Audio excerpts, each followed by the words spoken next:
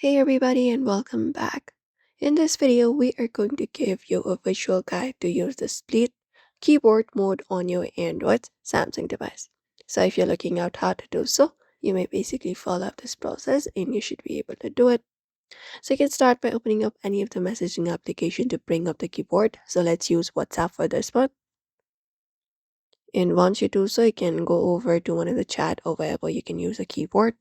And once your keyboard appears on your screen like this, you can start by customizing. You can look out for the options such as style or layout or modes and choose the split icon. You can look out for the three dot for that.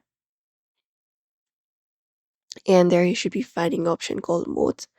Depending upon device, you can look out for style and layout or modes and tap on it.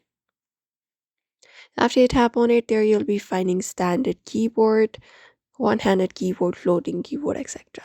So you need to look out for the option of split keyboard option. You can, if that option is available, you can tap on it. Just go over and look out for that option by tapping on the three dot and tapping on mode.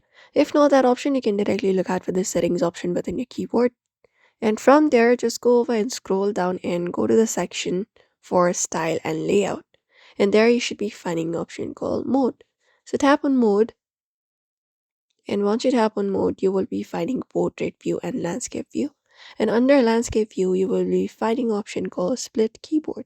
So on portrait view, we do not have the option of splitting the keyboard, but we usually find it under landscape view. So you just need to look out for the landscape view and tap on the split keyboard. And whenever you are in a landscape mode, on your device, you just need to go over to keyboard. Like if you're using WhatsApp in landscape mode, you just need to split the keyboard. Use the keyboard, and you will be finding that the keyboard has been split automatically when you rotate your phone horizontally, or split icon directly if available. And that's it. So you can just go over and follow this method for that, pretty easy. If this video was helpful, do not forget to give this video a like and also subscribe for more tips and tutorials.